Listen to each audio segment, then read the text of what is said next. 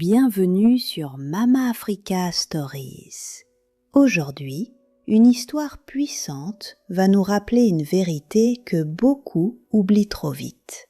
La vie peut tout donner, mais elle peut aussi tout reprendre en un instant lorsque le cœur devient dur et arrogant. Imaginez une femme respectée, riche, puissante, qui méprise les plus faibles sans penser un seul instant que son destin peut basculer. Et si un jour, tout ce qu'elle possède disparaissait jusqu'à son dernier refuge? Avant de commencer, si tu aimes les histoires africaines riches en émotions, en leçons de vie et en sagesse, abonne-toi à Mama Africa Stories, laisse un like et partage cette vidéo autour de toi. Dis-moi aussi en commentaire d'où tu nous regardes, ton soutien donne vie à ces récits. Entrons maintenant dans notre histoire. Dans un grand marché animé d'un village prospère, vivait une femme nommée Clémentine. Elle était connue de tous pour son immense boutique, considérée comme la plus grande et la plus luxueuse du marché. À l'intérieur, on trouvait des pagnes raffinés, des bijoux en or étincelant et des chaussures de grande valeur que peu de gens pouvaient se permettre. Clémentine avait réussi dans le commerce et son nom inspirait à la fois respect et crainte. Mais derrière cette façade de réussite se cachait un cœur dur, fermé à toute compassion. Chaque matin, le marché s'éveillait avec ses bruits habituels, les marchandes installant leurs étals de légumes frais, de tomates bien rouges, de piments et d'oignons parfumés. Parmi elles, beaucoup étaient des femmes pauvres, venues gagner leur pain dans la dignité malgré les difficultés. Mais au lieu de les respecter, Clémentine les rabaissait sans cesse. Elle les observait avec mépris et lançait souvent des paroles blessantes. Clémentine disait avec arrogance : « Regardez-moi ces femmes, toujours couvertes de poussière et de fatigue. Vous sentez la pauvreté à des kilomètres. Travaillez encore plus dur, peut-être qu'un jour vous approcherez mon niveau. » Ces mots faisaient mal. Les femmes baissaient la tête, silencieuses, non pas par faiblesse, mais parce qu'elle savait que Clémentine avait de l'influence, de l'argent et un mari commerçant respecté en ville. Personne n'osait lui répondre. Un jour, alors que le soleil frappait fort sur le marché, une vieille femme très pauvre s'approcha de la boutique de Clémentine. Elle ne cherchait pas à acheter, elle regardait simplement les chaussures exposées à l'entrée, comme quelqu'un qui admire quelque chose d'inaccessible. Clémentine la remarqua immédiatement. Son regard se durcit. Elle sortit brusquement de sa boutique et interpella la vieille femme avec mépris. Clémentine lança : « Vieille femme, qu'est-ce que tu fais ici à regarder mes marchandises ? Est-ce que tu sais seulement ce que ça coûte ? Même tout ton village réuni ne pourrait pas s'offrir une seule de ces paires. Retourne vendre tes feuilles et laisse les gens sérieux travailler. » Un silence lourd tomba sur le marché. Plusieurs personnes avaient entendu, mais personne n'osa intervenir. La vieille femme, calme et digne malgré l'humiliation, répondit doucement : « Ma fille, fais attention à la manière dont tu traites les autres. La vie est changeante. Aujourd'hui tu es en haut, demain tu peux te retrouver à la place de ceux que tu méprises. » Clémentine éclata de rire, comme si ses paroles étaient absurdes. Elle répondit avec assurance : « Moi, pauvre ? Jamais de la vie. Je suis née pour réussir et je resterai riche. Ce genre de destin ne me concerne pas. » La vieille femme la regarda une dernière fois et murmura simplement : « Personne ne connaît le lendemain. » Puis elle s'éloigna lentement. Les jours passèrent, puis les mois. Clémentine continua de prospérer. Sa richesse augmentait, Mais son cœur devenait encore plus dur.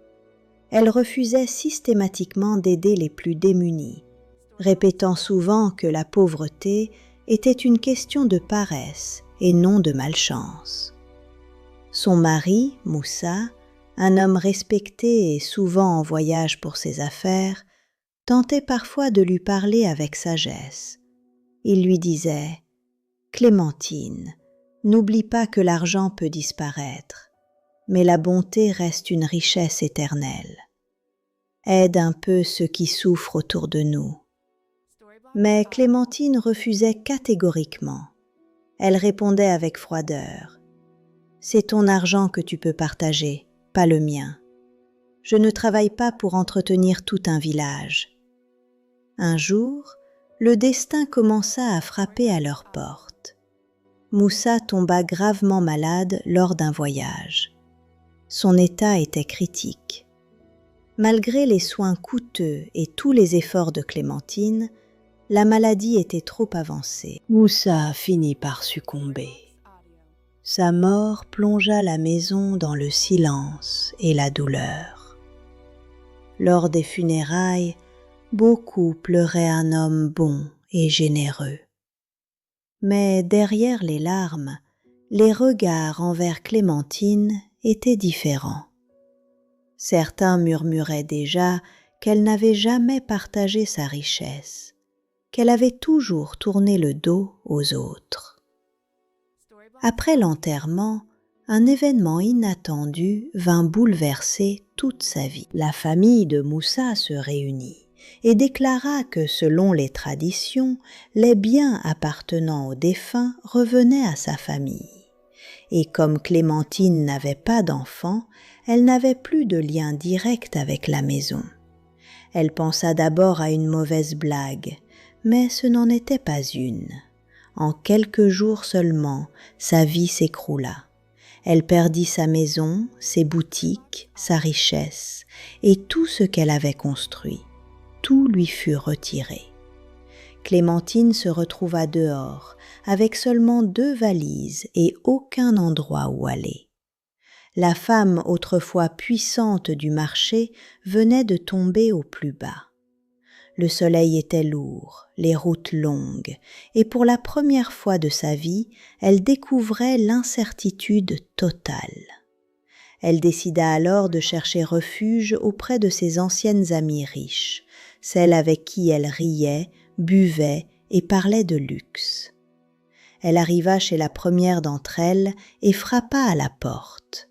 La femme ouvrit, surprise de la voir ainsi, valise à la main. Clémentine expliqua d'une voix faible. « Ma sœur, j'ai perdu ma maison.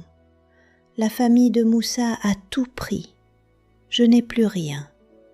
Je voulais juste rester ici quelques jours, le temps de me relever. » Mais son amie changea immédiatement d'attitude. Gênée, elle répondit « Clémentine, tu sais, mon mari n'aime pas les complications.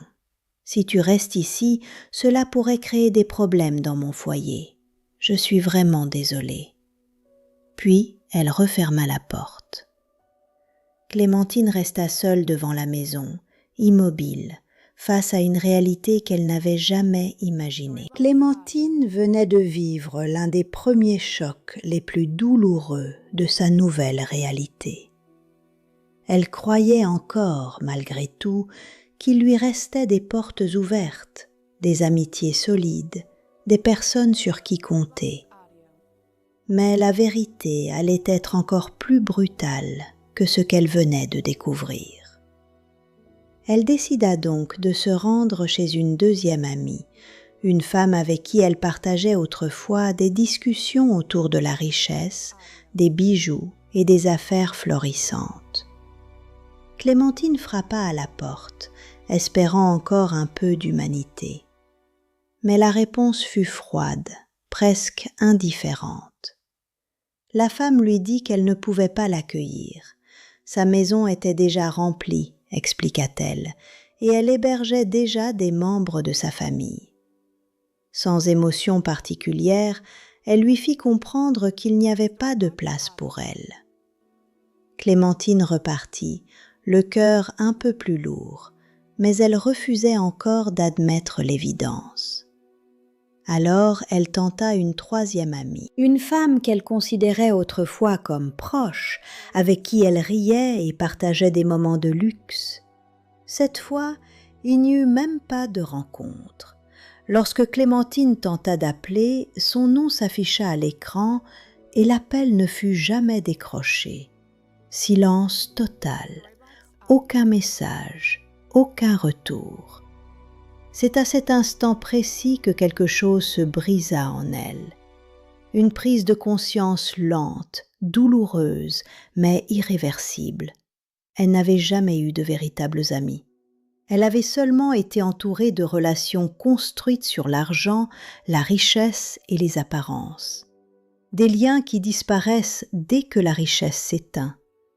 Les jours suivants furent encore plus difficiles. Sans revenus, sans soutien et sans refuge, Clémentine commença à vendre ce qui lui restait. D'abord ses bijoux, ceux qui brillaient autrefois sur elle et attiraient l'admiration. Ensuite ses vêtements de luxe, ceux qui représentaient son statut. Puis ses chaussures élégantes, puis ses sacs de grande valeur. Chaque objet vendu était comme un morceau de son ancienne vie qui disparaissait définitivement. Et puis vint le moment où il ne resta plus rien à vendre, plus rien. Ce jour-là, Clémentine marcha longtemps, sans but, sans direction, comme guidée uniquement par l'épuisement et la faim. Ses pas la ramenèrent inconsciemment vers un lieu qu'elle connaissait trop bien, le marché du village. Ce même marché qui avait été autrefois son royaume. Le même endroit où elle se sentait supérieure, le même endroit où elle blessait les autres avec ses paroles, le même endroit où elle pensait que rien ne pouvait l'atteindre. Mais aujourd'hui, tout avait changé. Lorsqu'elle entra dans le marché, personne ne la reconnut immédiatement. Son apparence avait totalement changé. Son visage autrefois fier était marqué par la fatigue. Ses vêtements étaient simples, usés. Sa posture n'avait plus rien de la femme dominante qu'elle était autrefois. Elle n'était plus qu'une silhouette discrète parmi la foule. Épuisée, elle s'assit derrière un étal de tomates tenu par une femme du marché. Elle n'avait même plus la force de rester debout. La vendeuse la regarda avec inquiétude et lui demanda doucement si elle allait bien, si elle voulait un peu d'eau. Clémentine leva les yeux et resta figée. Elle reconnut immédiatement cette femme. C'était l'une de celles qu'elle insultait autrefois, qu'elle méprisait sans retenue, qu'elle considérait comme inférieure. Le choc fut violent. La honte monta en elle comme une vague impossible à contrôler. Elle voulut se lever et partir immédiatement, disparaître, fuir ce moment. Mais son corps ne répondit pas. La faim était trop forte, la fatigue trop lourde. Et contre toute attente, la femme lui tendit de l'eau. Puis, sans jugement, elle ajouta un morceau de pain en disant simplement que la vie était difficile pour tout le monde. Ces gestes simples, humains, sincères, brisèrent quelque chose en Clémentine. Ses mains tremblaient lorsqu'elle prit le pain. Et là, devant tout le monde, elle éclata en sanglots. Elle pleurait sans retenue, tout en mangeant, comme si pour la première fois, elle comprenait réellement ce que signifiait la faim, la détresse et la dignité brisée. C'était la première fois de sa vie qu'elle recevait de la compassion sans condition. Le lendemain, n'ayant nulle part où aller, elle revint encore au marché. Elle n'avait plus de maison, plus de repères, plus de direction. Une autre femme du marché, qui vendait des oignons, la remarqua et lui proposa quelque chose d'inattendu.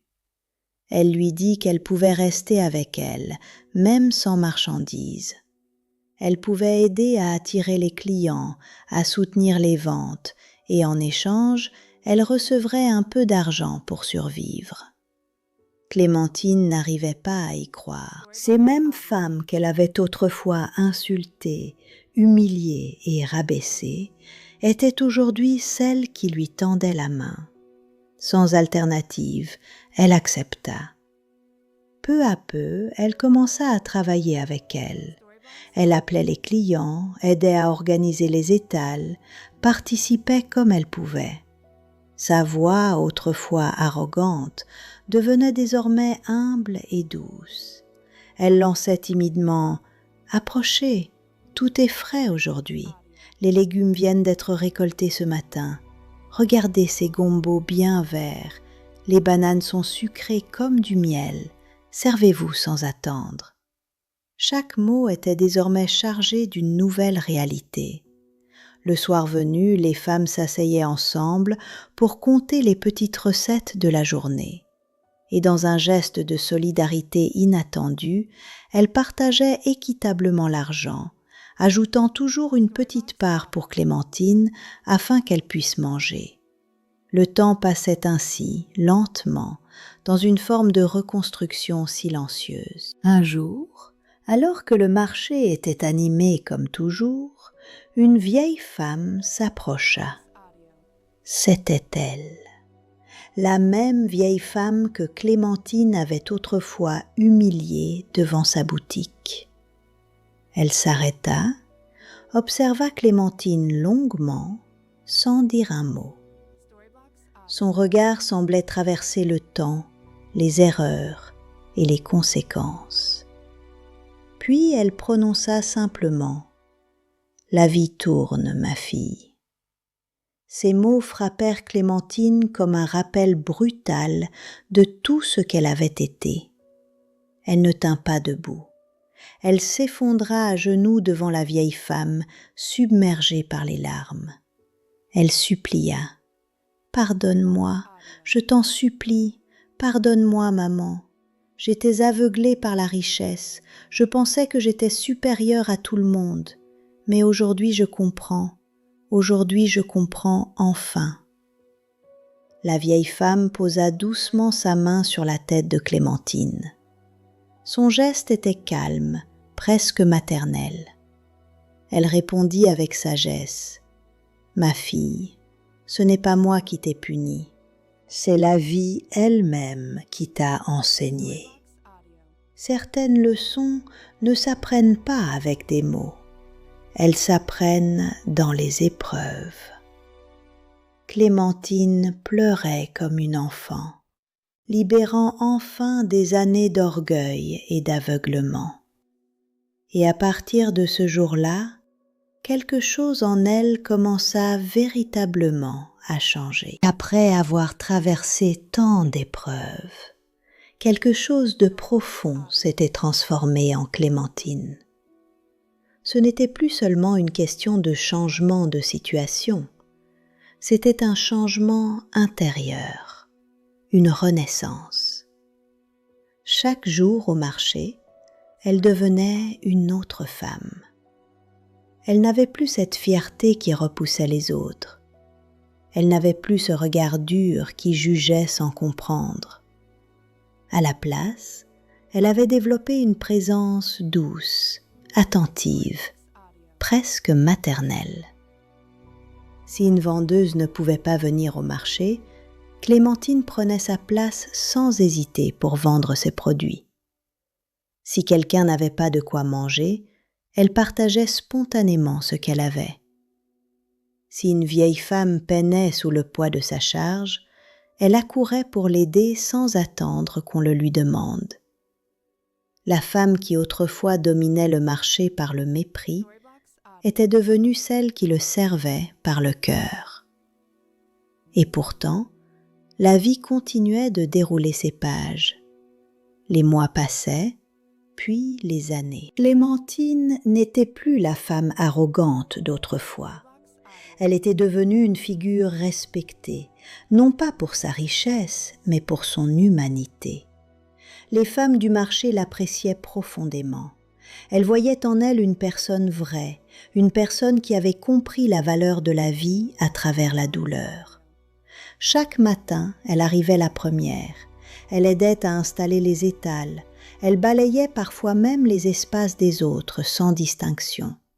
Pour elle, aucune tâche n'était inférieure. Quand on lui disait « Clémentine, ce n'est pas ton travail, laisse donc faire les autres », elle répondait toujours avec un sourire calme. « Tant que je respire, chaque geste utile est une bénédiction. » Cette simplicité touchait tout le monde. Un jour, une jeune fille arriva au marché en larmes.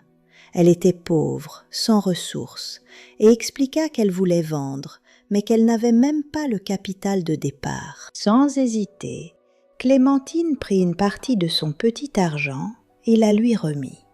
Elle lui dit « Prends ceci, commence doucement, et le jour où tu réussiras, n'oublie jamais d'aider quelqu'un à ton tour. » La jeune fille, surprise, lui demanda « Mais pourquoi m'aider alors que tu ne me connais même pas ?» Clémentine répondit avec une paix profonde « Parce qu'un jour, moi aussi j'ai été brisée, et quelqu'un m'a tendu la main alors que je ne le méritais pas. » Son aide n'était plus guidée par l'image ou l'orgueil. Elle venait désormais d'un cœur transformé. Un matin, un homme bien habillé arriva au marché. Il n'était pas du village. Il observait tout en silence, analysant les mouvements, les échanges, les regards. Mais très vite, son attention fut attirée par une femme en particulier, Clémentine. Il la vit aider une vieille femme à porter un sac lourd. Il la vit partager son repas sans hésiter. Il la vit parler avec douceur à toutes les vendeuses autour d'elle. Intrigué, il s'approcha d'une commerçante et demanda « Qui est cette femme ?» La vendeuse répondit sans hésitation « C'est Clémentine. Si tu cherches une personne de confiance, c'est elle. Elle a beaucoup souffert, mais elle n'a pas laissé la souffrance transformer son cœur en pierre. » L'homme décida alors de s'approcher d'elle. Il la salua respectueusement. « Bonjour, madame. » Clémentine répondit avec simplicité. « Bonjour, monsieur. » Puis il lui posa une question déterminante. « Si je te donnais une grande somme d'argent aujourd'hui, qu'en ferais-tu » Clémentine resta silencieuse un instant. Elle ne répondit pas comme avant. Elle ne répondit pas avec avidité ni avec peur. Puis elle dit calmement « Avant, j'aurais tout gardé pour moi. Mais aujourd'hui, je commencerai par remercier Dieu. Ensuite, j'aiderai ceux qui souffrent autour de moi. Et avec le reste, je travaillerai honnêtement pour construire quelque chose de durable. » L'homme la regarda longuement, puis sourit. Quelques jours plus tard, il revint au marché. Il réunit toutes les femmes et annonça une nouvelle importante. Il avait construit un grand magasin en ville et cherchait une personne honnête pour le gérer. Il précisa qu'il ne cherchait pas quelqu'un de riche, mais quelqu'un de droit, quelqu'un de vrai, quelqu'un de fiable. Avant même qu'il ne finisse sa phrase, toutes les femmes du marché répondirent en chœur « Clémentine ». Elle fut bouleversée. Elle murmura « Moi ? Mais je ne suis personne. » L'homme répondit avec assurance « Justement, tu n'es pas défini par la richesse, tu es défini par ton cœur, et cela vaut bien plus que l'argent. » Il lui confia alors la gestion du magasin. Les débuts furent difficiles, mais Clémentine travaillait sans relâche. Elle apprenait, corrigeait, persévérait.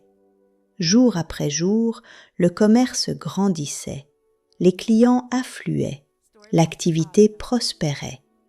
Quelques années plus tard, Clémentine retrouva la richesse, mais cette fois, elle n'était plus la même femme. La première chose qu'elle fit avec son argent fut d'aider les autres.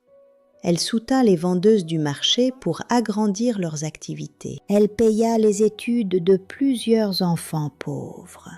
Elle nourrit des personnes âgées.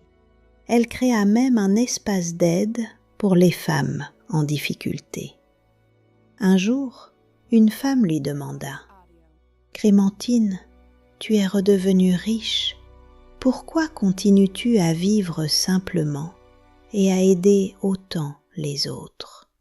Clémentine sourit doucement et répondit « Parce que j'ai connu 2 vies, une vie de richesse sans humanité et une vie de pauvreté avec dignité, et je préfère 1000 fois la deuxième. » Puis elle ajouta avec émotion « Quand j'étais en haut, je méprisais les autres. Quand je suis tombée, ce sont ces mêmes personnes qui m'ont relevée. Alors aujourd'hui, je n'ai plus jamais le droit de regarder quelqu'un de haut. » Cette histoire n'est pas seulement celle de Clémentine. C'est le miroir de beaucoup de vies, un rappel puissant que la richesse ne définit jamais la valeur d'un être humain. Parfois, la vie élève, et parfois elle enseigne par la chute. Mais chaque chute porte une leçon que ni l'argent, ni la puissance, ni l'orgueil ne peuvent éviter. Ce que Clémentine a appris dans la douleur, c'est que le vrai pouvoir ne réside pas dans ce que l'on possède, mais dans ce que l'on est capable de donner aux autres sans rien attendre en retour. Si cette histoire t'a touché, n'oublie pas de t'abonner à Mama Africa Stories, de liker cette vidéo et de la partager autour de toi. Ton soutien permet à ces récits de continuer à exister et à inspirer. Et dis-moi en commentaire, que retiens-tu de l'histoire de Clémentine ? Pour continuer dans cet univers riche en émotions, en sagesse et en leçons de vie, je t'invite à explorer la playlist de la chaîne Mama Africa Stories. Tu y trouveras d'autres récits puissants qui éveillent le cœur et l'esprit. À très bientôt pour une nouvelle histoire.